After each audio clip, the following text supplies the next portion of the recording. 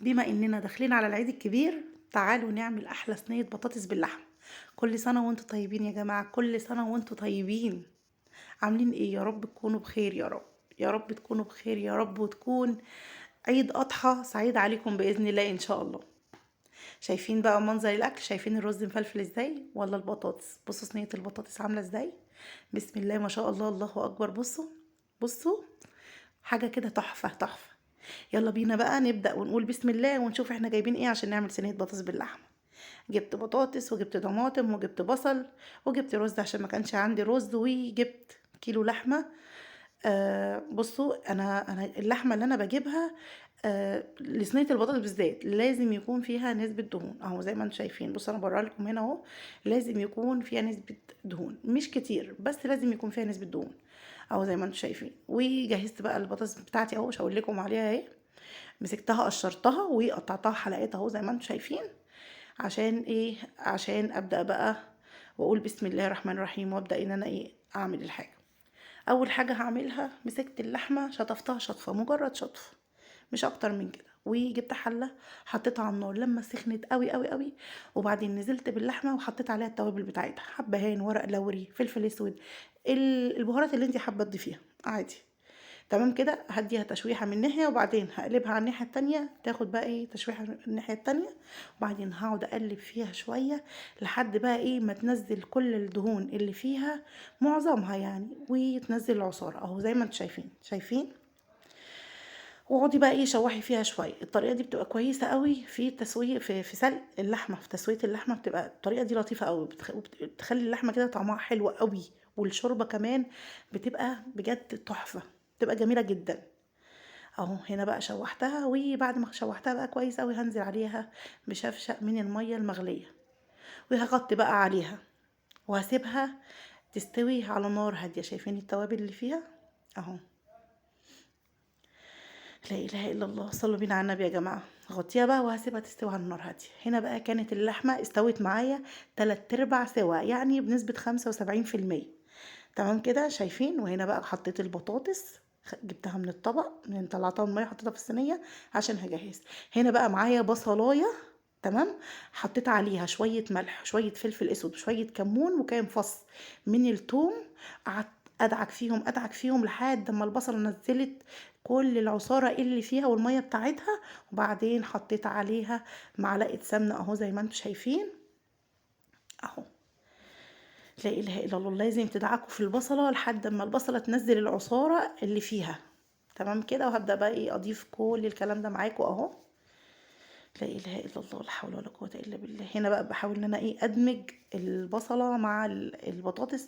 يعني يفضل ان احنا نعملها بايدينا عشان يعني لا الحاجه الشغل بالايد بيبقى احسن اكيد يعني. عشان بقى ايه تبقى تطلع متبله كده وتبقى حلوه قوي. بس هنا انا قلبتها لكم كده بالمعلقه. تمام كده. تمام كده. كده بقى خلاص انا مسكتها قلبتها كويس اهو زي ما انتم شايفين. لا اله الا الله، صلوا بينا على النبي يا جماعه. هنزل بقى عليها بالطماطم، هنزل بالطماطم تكون متصفيه. من فضلكم يا جماعه صفوا الطماطم عشان الطماطم ما يبقاش فيها اي حاجه تضايق حد وهو بياكل.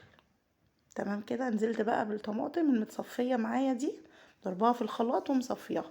وبعد كده هنزل بقى باللحمه اللي مسلوقه معانا 3/4 سوا، او اللي هي ايه مسلوقه معانا بنسبه 75%. وهبدا بقى ادفن اللحمه كده في وسط البطاطس كده زي ما انتم شايفين كده اهو.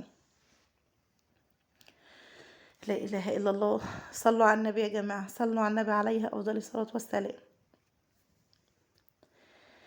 لا اله الا الله. كده اهو زي ما انتم شايفين كده بقى خلاص كده انا ظبطتها كده بقت جاهزه معايا. هروح بقى اسويها على البوتاجاز من فوق قبل ما ادخلها الفرن. لازم تستوي على البوتاجاز من فوق. وتقعدي بقى، بص انا بوريكم، تقعدي بقى تلفي الصينيه كده، ما تسيبهاش على اتجاه واحد عشان البطاطس ما تلسعش معاكي. اقعدي لفي في الصينيه كده وغطيها بقى وسيبيها تستوي بقى. وكل شويه لفي الصينيه زي ما بقولك كده قبل ما تدخليها الفرن. هنا بقى هعمل لكم الرز، بس هعمله بطريقه مختلفه شويه عن كل مره. الرز لما بنشوحه في السمنه بيبقى جميل جدا اكيد، الرز الابيض. بس بقى طريقه الرز دي للناس اللي بتحب الرز يبقى ناصع البياض، يبقى ابيض قوي. الطريقه دي جديده. طريقه الرز دي عامله هي نفس طريقه رز السوشي. عارفين رز السوشي؟ هما بيسووه كده، بيحطوا ميه يسيبوها تغلي، وبعدين ينزلوا بمعلقه ملح ومعلقه سمنه. تمام كده. اول ما الميه بالسمنه بالملح تغلي بمقدار طبعا معين، تروحي حاطه الرز.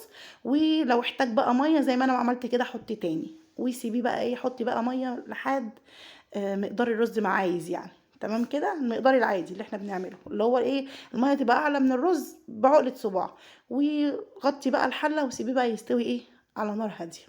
هنا بقى كانت البطاطس استوت معايا خلاص اهو زي ما انتم شايفين. هدخلها بقى الفرن، وهسيبها بقى ايه مع نفسها شويه بقى في الفرن تتظبط كده بقى، وهتبقى حلوه قوي قوي قوي. تمام كده اهو. هنا بقى انا كنت دخلتها الفرن، قعدت بقى شويه في الفرن اهو زي ما انتم شايفين. بصوا بقى بقت عامله ازاي، بسم الله ما شاء الله، الله اكبر. شايفين شكلها عامل ازاي؟ ولا نشفت قوي ولا هي لسه ايه فيها سوائل كتير. انا عايزاها تبقى حلوه كده، حلوه وطريه وفيها صوص كده، لا حلوه قوي. شايفين؟ بسم الله ما شاء الله. كل سنة وانتم طيبين يا جماعة، كل سنة وانتم طيبين. اهو لا اله الا الله. هنا بصوا الرز ناصع البياض وجميل ازاي ومفلفل وايه، حاجة حلوة قوي. شايفين؟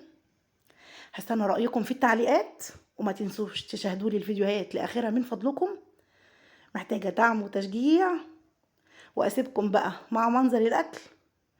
يلا، شايفين ما شاء الله، ما شاء الله، الله أكبر. شايفين؟